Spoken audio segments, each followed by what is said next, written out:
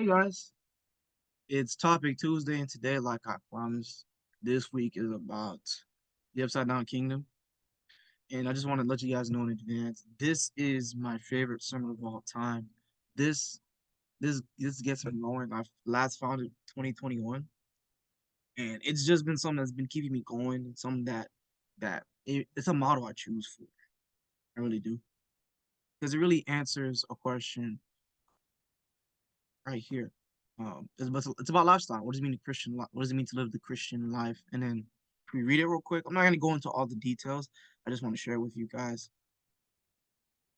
We'll just read the verses and then go over the basic story, the basic core points, and then you guys can watch the sermon for yourself on YouTube. Let me know what you guys think of it. But I'll come back later and really dissect it another time. I just want to share it with you. So this is the NLT. Luke 6, Luke 6, we're going to do verse 17 to 26. We'll just read it real quick and give you the main points, and then that'll be it for today. Let's go ahead. Heavenly Father, thank you for this thing that you've given us. As that way, good, really good word, and that people can learn and have their hearts and minds. So, verse 17, when they came down from the mountain, the disciples stood with Jesus on a large level area surrounded by many of his followers and by the crowds. There were people from all over Judea and from Jerusalem, and from as far as north as the seacoast of Tyre and Sidon. They had come to hear him and to be healed of all their diseases, and those troubled by evil spirits were healed. Everyone tried to touch him because power was coming up and healing them all. I'm sorry, I'm used to the way the version you use in the sermon because healing power went out from him and healed everyone. So Jesus turned to the disciples and said, God blesses you who are poor, for the kingdom of God is yours. God blesses you who are hungry now, for you will be satisfied. God blesses you who weep now, for due time you will laugh. What blessings await you when people hate you and exclude you and mock you and curse you as evil because you follow the Son of Man? When that happens, be happy. Yes, sleep for joy, for a great reward awaits you in heaven. And remember, their ancestors treated the ancient prophets that same way. What sorrows await you who are rich? For you have your only happiness now. What sorrows await you who are fat and prosperous now, for a time of awful hunger awaits you. What sorrow awaits you who laugh now, for your laughing will turn to mourning and sorrow. What sorrow awaits you who are praised by the crowds, for their ancestors also praised false prophets. That's the word. So boom. So you hear that and you're like, okay, what is this really about? And then this whole thing is all about the Christian lifestyle. What does it mean to live the Christian life? I did not even read it off. I've heard this from many times, right? Now Timothy Keller he goes into breaking down the kingdom of humanity, the right side up kingdom, and then God's kingdom, the upside down kingdom. If we're to really go into depth of what it was, it's really this. This is what he pointed out. The right side up kingdom prioritizes power, comfort, success, and recognition, right? Oh, shit, my bad. And like, okay, power, comfort, success, recognition, right? So each piece by piece, right? And then he breaks them down further. What is power? Rich versus poor, an actual battle of power, influence, comfort, welfare, material comfort, nice clothes, great restaurants, beautiful home, luxury, success, you who laugh and gloat. It's basically it's basically the after party after a great success. It is the drunkenness of success, the prosperity that comes from success, the pride and self-righteousness and recognition. All men speak well of you. Pretty much everybody has a good report. Everybody has something great to say about you. Everybody knows your name. You're a household name, right? And then the values of the upside down kingdom are the opposites: weakness, sacrifice, grief, and exclusion. And it's a back and forth of explaining how these four values are seemingly the values of God's kingdom. And a lot of people will look at this and be like, they'll be like, Daniel, this is what Christians live for. This is what Christians live by. This is what they have. Timothy Keller goes through it and breaks it down. Ultimately, to really conclude that what you have to realize is What you have to realize is this, right?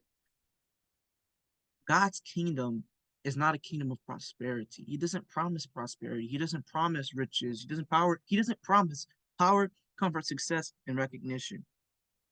Nor does his kingdom just give you weakness, sacrifice, grief, and exclusion. What it really does is a transfer of values, because what it really does is say this: God's kingdom is a kingdom of pursuing his values and his character in the circumstances and moments of life, right? Most people in humanity pursue power, comfort, success, and recognition. But when weakness, sacrifice, grief, and exclusion show up in their lives, they ignore it. They mock themselves. They avoid it. They never endorse it or encourage it. I'm just like, let's be honest here. A lot of people refuse to go to funerals because of what grief does to them. But if it's a party, they're there.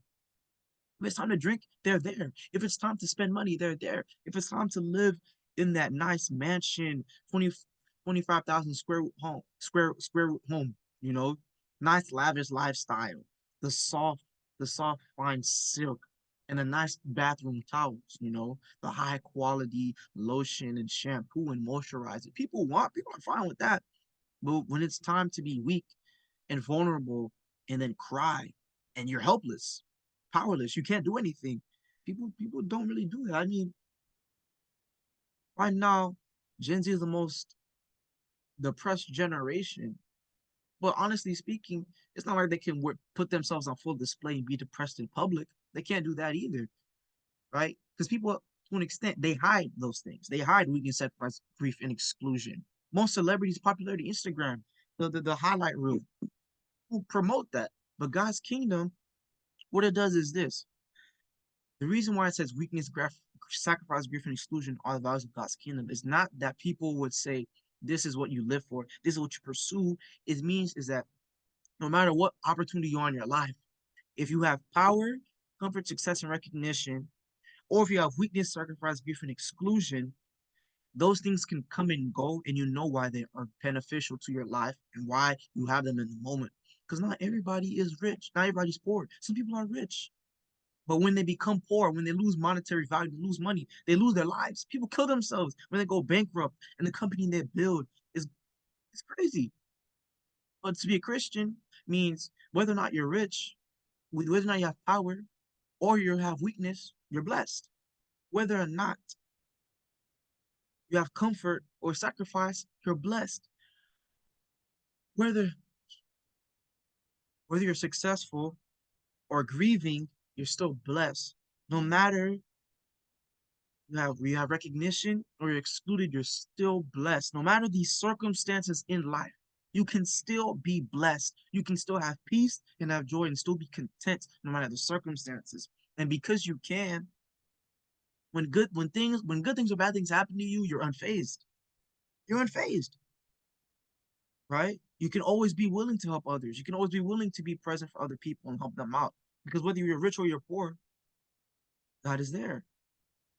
And it was just a nice dichotomy and balance because I know I'm going for a little bit longer than expected. It's because live in America, where we live in such an individualistic country, you don't often see an opportunity to be selfless. Like I remember I watched a TED Talk video about a guy who went to Harvard, and he was like, he needed help with a homework assignment, so he asked his buddy to help him out, and his buddy sabotaged him and gave him wrong answers. And I'm just like, you're kidding me.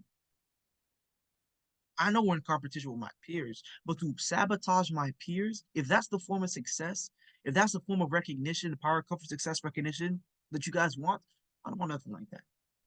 That's beneath me. That type of lifestyle, that type of cycle, it's awful. It's deplorable. It's no way to live. It's no way to live. Yeah, those are just some thoughts I have later on when I come back to this. I would like to do like 20, 25 minute video, really breaking it down, listening to the sermon back, and just going crazy because I love this sermon. There's so much in this sermon because it's the Sermon on the Mount. There's so much in here, but that's besides the point. So that'll be it. Um, I'll see you guys next week. Next week will be my second favorite sermon. Same pastor, Timothy Keller, The Inside Out Kingdom. Have a good one, and I'll see you guys later. Peace.